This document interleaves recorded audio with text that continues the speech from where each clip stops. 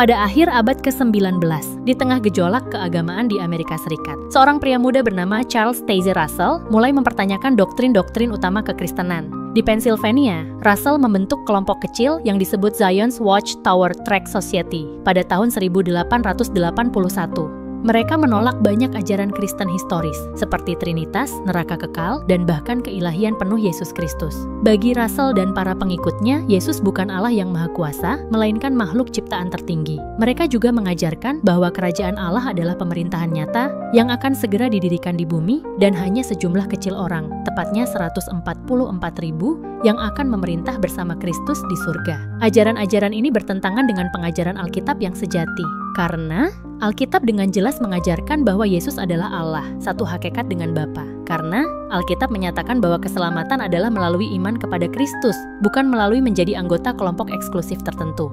Karena Alkitab menegaskan bahwa kehidupan kekal bukan hanya untuk 144.000 orang, melainkan bagi setiap orang yang percaya. Setelah kematian Russell, kepemimpinan berpindah ke Joseph Rutherford yang mengubah nama gerakan ini menjadi Saksi-Saksi Yehova pada tahun 1931.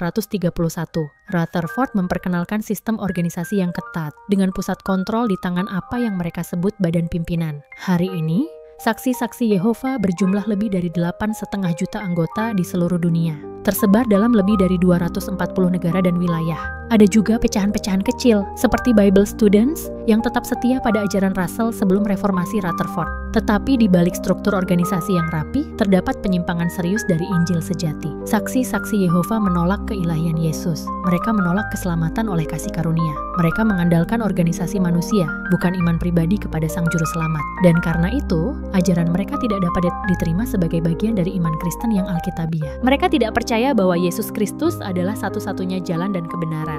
Kebenaran tetap, Yesus Kristus adalah Allah yang hidup. Firman-Nya tidak berubah, dan keselamatan hanya ada dalam Dia.